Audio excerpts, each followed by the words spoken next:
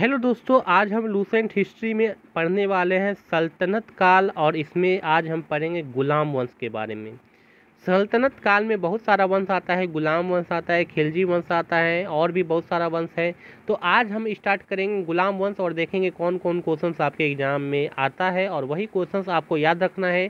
क्योंकि अगर आप लूसेंट का बुक उल्टा कर देखेंगे तो गुलाम वंश में बहुत सारा क्वेश्चंस आपको देखने को मिल जाएगा, लेकिन आपको सारा क्वेश्चंस याद रखने का कोई ज़रूरत नहीं है, क्योंकि उसमें से बहुत कुछ क्वेश्चंस ही एग्जाम में पूछा जाता है और मैं आपको वही क्वेश्चंस बताऊंगा जो कि इम्पॉर्टेंट है और जो एग्जाम में बनता है। तो चलिए स्टार्ट करते हैं। गुलाम वंश में सबसे पहले आपको याद रखना है कि गुलाम वंश की स्थापना कब हुई थी। 1206 ईस्वी में हुई थी और इसकी स्थापना किसने की थी? कुतुबुद्दीन ऐबक ने की थी। ये पॉइंट आपको याद रखना है। बहुत बार एग्जाम में ये क्वेश्चन पूछा गया है कि गुलाम वंश का संस्थापक कौन है? कुतुबुद्दीन ऐबक है। और ये जो कुतुबुद्दीन ऐबक था ये मोहम्मद गौरी का गुलाम था, ठीक है। और देखिए ये जो गुलाम वंश, इसका गुलाम वंश नाम क्यों पड़ा? क्योंकि इसमें ज़्यादातर जो राजा आए वो गुलाम थे किसी ना किसी का, इसलिए ये गुलाम वंश के नाम से जाना गया, ठीक है। अब यहाँ पे एक चीज़ ये समझिए कि ये जो मोहम्मद गौरी था ये कहाँ से आया था? ये मोहम्मद गौरी जो था, याद रखना, ये गजनी से आया था। गजनी से आके इन्होंने भारत पर आक्रमण किया और कुछ प्रदेशों को उन्होंने जीत लिया। लेकिन जब मोहम्मद गौरी भारत से लौट रहे थे तो उसने अपना जीता हुआ प्रदेश को अपने गुलाम सेनापति को सौंप दिया था। देखिए यहाँ पे साफ साफ ये पॉइंट लिखा हुआ है। जब मोहम्मद गौरी भारत से लौट रहे थे तो इन्होंने अपना जीता हुआ प्रदेश अपने गुलाम सेनापति को सौंप दिया था। और वो गुलाम सेनापति कौन थे? कुतुबुद्दीन ऐबक ही थे। और इन्होंने, कुतुबुद्दीन ऐबक ने कौन से वंश की स्थापना की? गुलाम वंश की स्थापना की। तो ये बात आपको समझ में आ गया कि जो कुतुबुद्दीन ऐबक था वो किसका गुलाम था? मोहम्मद गौरी का गुलाम था। अब यहाँ पे आपको समझना है कि कुतुबुद्दीन ऐबक का राज्याभिषेक कब हुआ था। याद रखना है कुतुबुद्दीन ऐबक का राज्याभिषेक 1206 ईस्वी में हुआ था। जब गुलाम वंश की स्थापना हुई उसी समय उनका राज्याभिषेक किया गया। तो ये पॉइंट आपको याद ही रहेगा। अब यहाँ पे आपको याद रखना है कि कुतुबुद्दीन ऐबक ने अपनी राजधानी कहाँ बनाई थी? लाहौर को। याद रखना है, बहुत बार एग्जाम में क्वेश्चंस पूछा गया है, लगभग 3 से 6 बार एग्जाम में क्वेश्चंस आया कि कुतुबुद्दीन ऐबक ने अपनी राजधानी कहाँ बनाई थी? लाहौर में बनाई थी। उसके बाद आपको याद रखना है कि जो कुतुब मीनार है, कुतुब मीनार की नींव भी किसने रखी थी? कुतुबुद्दीन ऐबक ने रखी थी। यहाँ पे आपको पॉइंट को नोट ये करना है कि यहाँ पे सिर्फ कुतुब मीनार का नींव रखा गया था, ये पूरा बन के तैयार नहीं हुआ था, ठीक है। जो कुतुब मीनार पूरा बना है वो बना है इल्तुतमिश के समय, ठीक है। कुतुबुद्दीन ऐबक के जस्ट बाद कौन आता है? इल्तुतमिश। और उसी के समय जो कुतुब मीनार जो था वो पूरा बना था। लेकिन यहाँ पे याद रखना है जो कुतुबुद्दीन ऐबक था इनके समय सिर्फ कुतुब मीनार का नींव रखा गया है। अब नेक्स्ट जो आपको याद रखना है, इन्होंने और क्या क्या बनवाया? इन्होंने दिल्ली का एक मस्जिद है जिसका नाम है कुवैत उल इस्लाम मस्जिद, इसको बनवाया। और दूसरा अजमेर का एक मस्जिद है 2.5 दिन का झोपड़ा, ये मस्जिद को भी इन्होंने ही बनवाया। तो 2 मस्जिद को याद रखना है, दोनों मस्जिद से एग्जाम में क्वेश्चन पूछ लिया जाता है। कुवैत उल इस्लाम मस्जिद जो कि दिल्ली में है और 2.5 दिन का झोपड़ा जो कि अजमेर में है। इस दोनों मस्जिद का निर्माण किसने किया था? कुतुबुद्दीन ऐबक ने किया था।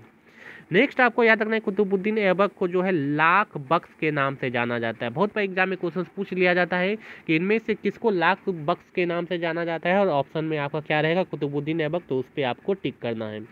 कुतुबुद्दीन ऐबक को लाख बख्श क्यों कहा जाता है? क्योंकि ये लाखों का दान कर देते थे, लाखों रुपये का दान कर देते थे, इसलिए इन्हें लाख बख्श का नाम दिया गया।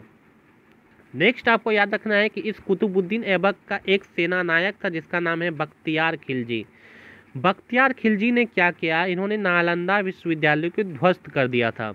ये क्वेश्चन आपसे एग्जाम में पूछा जाता है कि नालंदा विश्वविद्यालय को किसने ध्वस्त किया था? तो बख्तियार खिलजी ने किया था।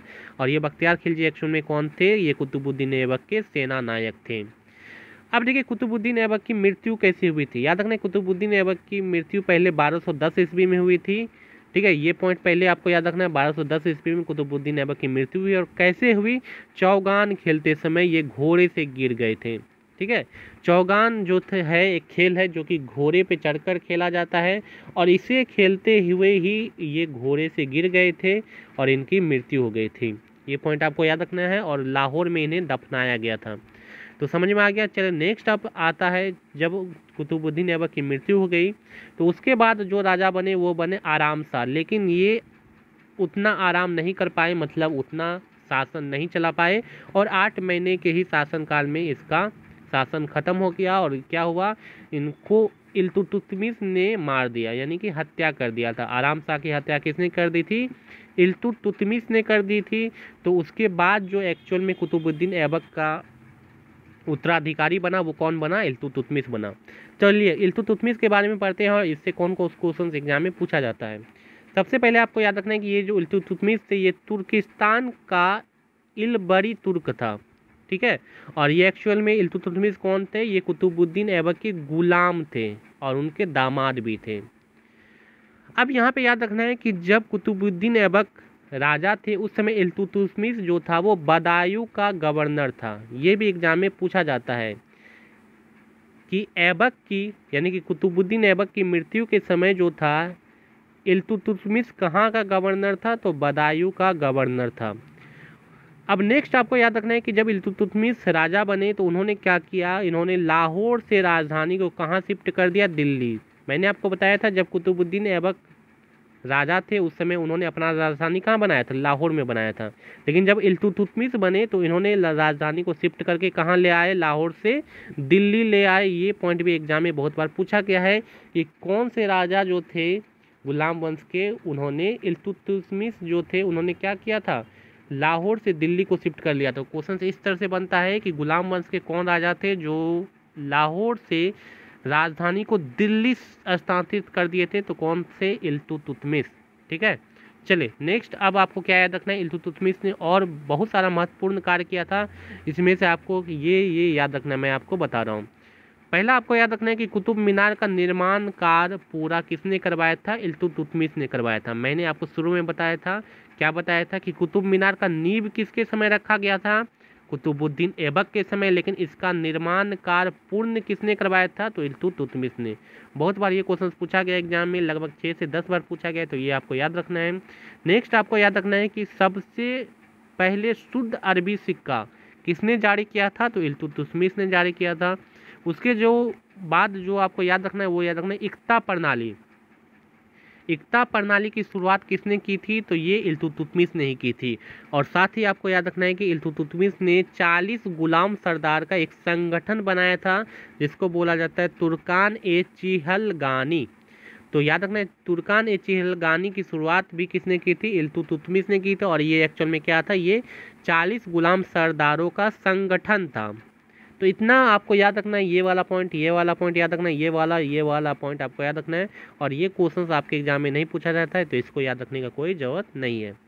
चलिए उसके बाद आपको और क्या याद रखना है, उसके बाद आपको सिर्फ ये याद रखना है कि इल्तुतमिश की मृत्यु हो गई, और ये आपको जो इस भी याद रखने का कोई ज़रूरत नहीं है। उसके बाद क्या हुआ, इल्तुतमिश के बाद जो था वो गुलाम वंश को किसने संभाला, गुलाम वंश का जो उत्तराधिकारी हुआ इल्तुतमिश के बाद वो हुआ रजिया बेगम, यानी कि रजिया सुल्तान भी इनको बोला जाता है।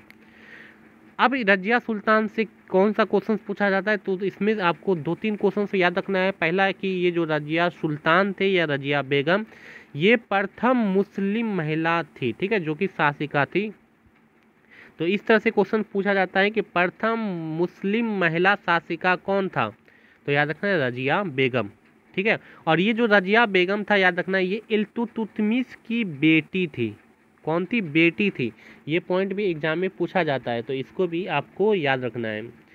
नेक्स्ट आपको याद रखना है कि जो रजिया सुल्तान थे उन्होंने पर्दा प्रथा को त्याग दिया था और उन्होंने क्या किया, पुरुषों की तरह चोंगा और कुलाह यानी कि टोपी पहनकर पूरे राज दरबार में खुले मुंह घूमती थी, यानी कि ये पर्दा नहीं करती थी, ये पर्दा प्रथा को इन्होंने त्याग दिया था, इनको नहीं ये पालन करती थी। तो ये पॉइंट भी एग्जाम में पूछा जाता है, तो इसको भी आपको याद रखना है।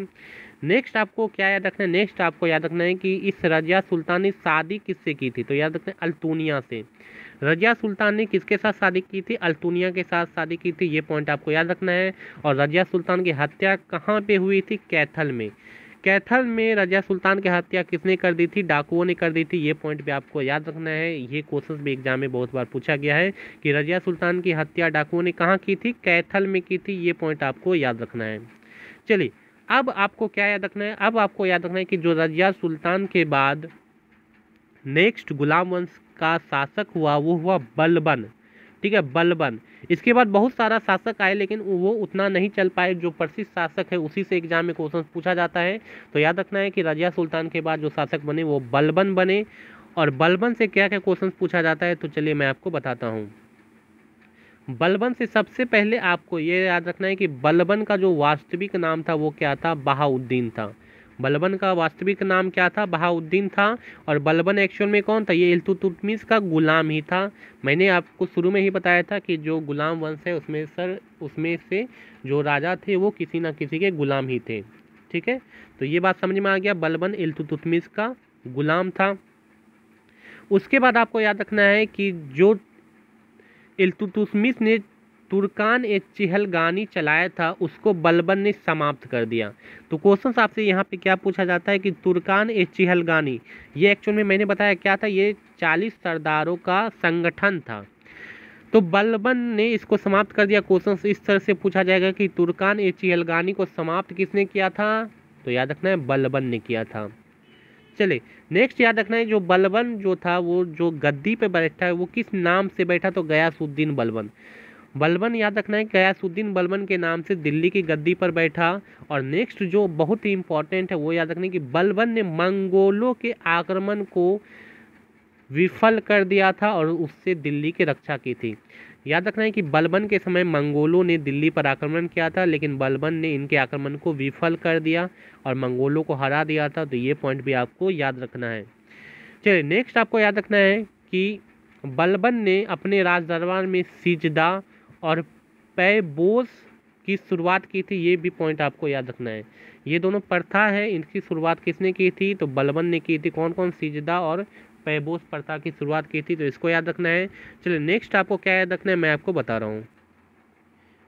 नेक्स्ट आपको याद रखना है कि बलबन ने ही नवरोज उत्सव का प्रारंभ किया था। ये भी एग्जाम में बहुत बार क्वेश्चन पूछा गया है कि नवरोज उत्सव का प्रारंभ किसने किया था, तो याद रखना है नवरोज उत्सव का प्रारंभ बलबन ने ही किया था। इसका शुरुआत बलबन ने किया था। नेक्स्ट आपको याद रखना है कि बलबन ने अपने विरोधियों के प्रति लोह एवं रक्त नीति का पालन किया।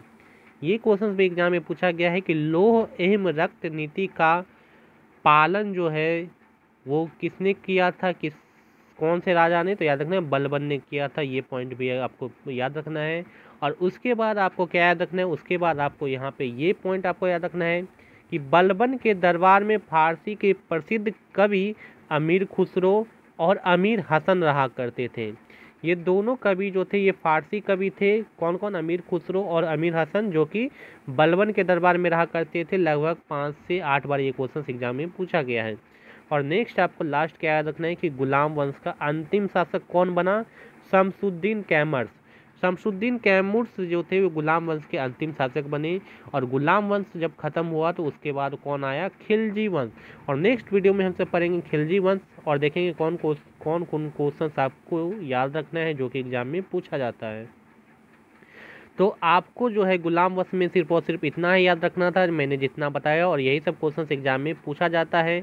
और आपको वीडियो कैसा लगा आज का कमेंट बॉक्स में आप जरूर लिखें। अच्छा लगा तो वीडियो को लाइक करें, शेयर करें और चैनल को जरूर से जरूर सब्सक्राइब कर दें। Thank you.